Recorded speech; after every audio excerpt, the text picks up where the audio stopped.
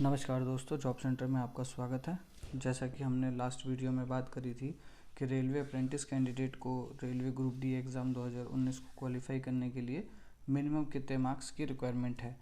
तो हमने उसमें आपको बताया था कि जैसे कि रेलवे का नोटिस आया था, उसमें उन्होंने जो बताया था हमने उसी पे बताया था कि आपको मिनिमम कम से कम NAC के 1/3 मार्क्स और CBT में जो भी आप मार्क्स प्राप्त करते हैं उसको मिला के UR हैं तो 40 मार्क्स, OBC SC ST हैं तो आपको 30 मार्क्स मिनिमम लाने ही लाने हैं। अगर आप इतने मार्क्स नहीं लाते हैं तो आप उसमें क्वालिफाई नहीं हो पाएंगे। आज हम उसको लाइव भी देखते हैं कि नोटिफिकेशन में जो रेलवे बोर्ड की तरफ से आया है उसमें क्या लिखा था। तो आइए हम देखते हैं। जैसा कि आप इसमें देख पा रहे होंगे, ये 11 मार्च 2022 को नोटिफिकेशन आया था, जिसके अंदर उन्होंने जो है बोला हुआ है कि जो है 26/1/2022 को गठित समिति के संदर्भ की शर्तों में रेलवे में प्रशिक्षित पाठ्यक्रम पूर्ण अधिनियम अप्रेंटिस के मुद्दों को शामिल करने का निर्णय लिया गया है। जिसके अंदर यूनियंस की जो मांग थी और बच्चों की जो मांग थी उसको ध्यान में रखते हुए उन्होंने डिसाइड किया कि उसमें उनको क्या करना चाहिए। तो उन्होंने बताया कि रेलवे CCL लेवल 1 में प्रशिक्षित प्राप्त जो है कैंडिडेट होते हैं उनको लेवल 1 में वेटेज दिया जाएगा और उनको फिजिकल में छूट दी जाएगी।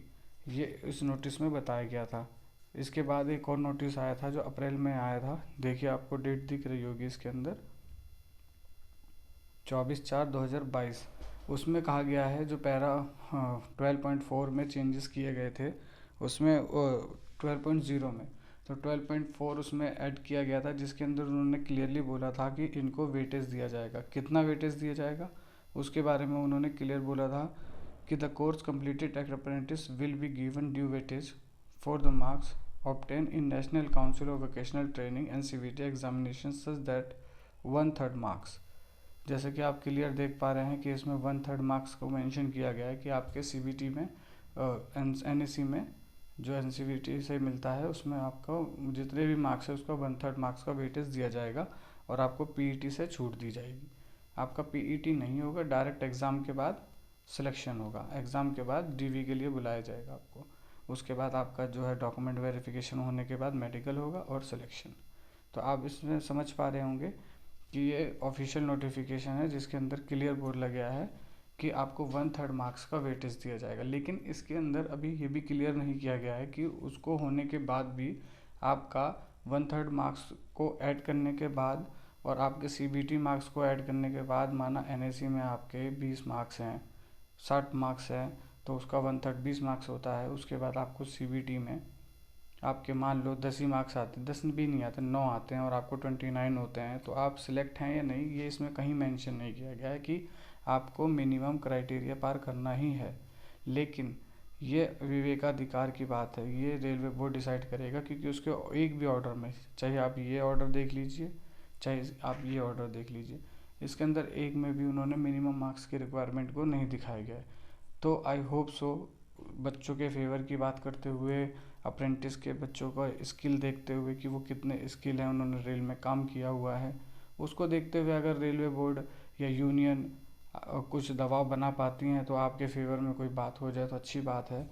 हालांकि इसके अंदर और इसके अंदर कहीं भी मेंशन नहीं किया गया है कि आपको मिनिमम क्वालिफाइंग मार्क्स लाने पड़ेंगे। लेकिन जो रेलवे का नोटिफिकेशन है, जो RRC 2019 का नोटिफिकेशन है रिक्रूटमेंट का, उसके अंदर लिखा हुआ है कि UR 40%, OBC SC ST जो है 30 मार्क्स, यानी कि उनको 40 और 30 मार्क्स लाने कंपलसरी है। तो आप अगर नोटिफिकेशन की बात को देखें तो आप समझेंगे कि जो है नोटिफिकेशन के हिसाब से चलेगा रेल, तो आप बाहर हो जाएंगे।